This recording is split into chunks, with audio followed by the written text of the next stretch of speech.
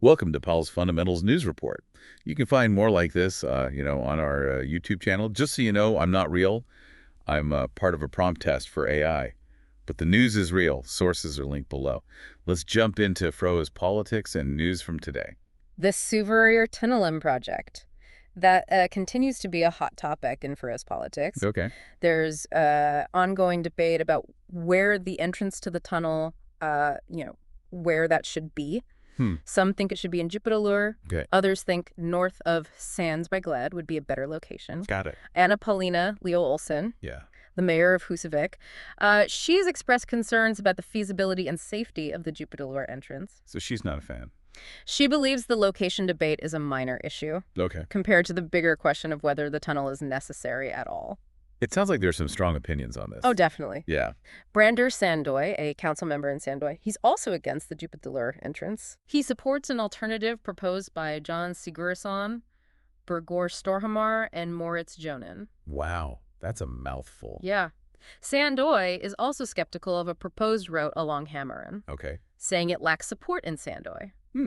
Interesting. But on a more positive note, Yeah. the municipality of Tvøroyri sent a letter of gratitude to Prime Minister Axel V. Johannesson for his work on the Suðuroyar Tunnel project, Wow. They're really grateful. highlighting the potential economic benefits the tunnel could bring to Suðuroy. Okay.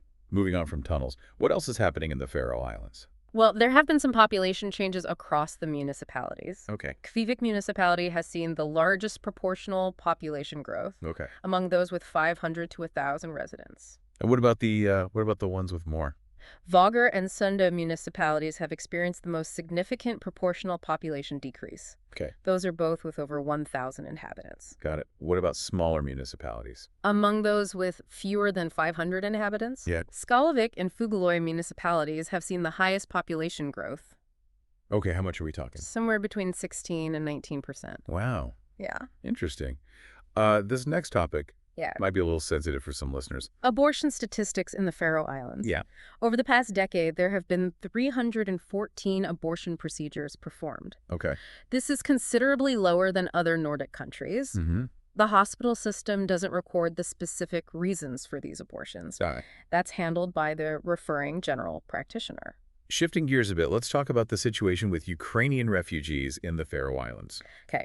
Reports indicate that approximately 66 Ukrainian refugees have left the Faroe Islands. Oh, wow. However, 271 applications for residence permits have been submitted under the Ukraine special law, Okay. and 249 have been granted. So how many are currently residing in the Faroe Islands? 142 women, 34 men, and 73 children. Most live in Tórshavn, Okay. but some are in other municipalities. Like where? Skálafjörður, Klaksvík, Tvøroyri, Skálavík, and Fuglafjörður. And finally, let's wrap up with a weather forecast for the coming week. Okay. A high-pressure system, measuring at 1030 HPA, will be situated west of Iceland for most of the week. But it sounds like there's also a low-pressure system we need to keep an eye on. Right. A low-pressure system measuring 1005 HPA is developing over the Iceland Sea and will be moving towards the mid-Atlantic. Okay. This system is expected to bring strong winds on Monday evening and into Tuesday. Got it. Besides that, we're looking at a steady flow of cold air coming down from the north. Okay. Let's get into the specifics for each day, starting with Monday. What can we expect? Monday will start with light to moderate northerly winds, Okay. shifting to northwesterly in the afternoon and increasing in strength as the day progresses. Okay. Expect cloudy to partly cloudy skies, Okay. with temperatures between 3 and 6 degrees Celsius.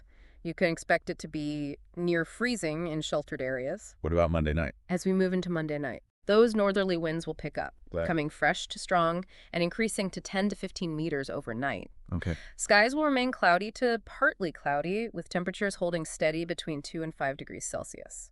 All right. So what's Tuesday looking like? Tuesday will see continued fresh to strong northerly winds, reaching speeds of 10 to 15 meters. Okay. Cloudy to partly cloudy skies are expected, with temperatures ranging from -1 to 4 degrees Celsius. And what about Wednesday? Wednesday is looking a bit more intense, Oh. with fresh to strong northerly and northwesterly winds blowing at 8 to 13 meters. Okay. The forecast calls for cloudy skies with the possibility of showers of sleet or snow.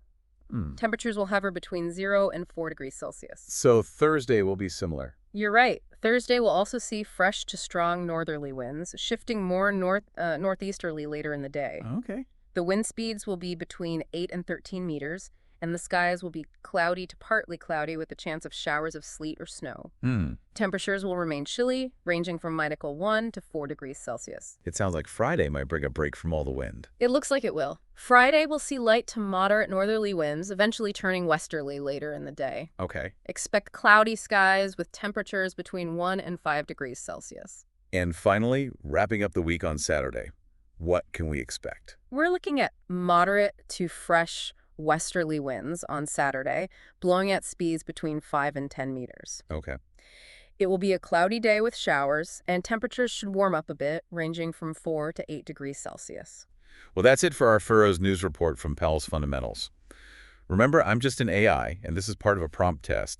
But the news we shared with you comes from reliable sources, which are all linked below for you to check out. We encourage you to delve deeper into these topics and stay informed about the ever-evolving landscape of the Faroe Islands. Thanks for tuning in, and we'll catch you next time.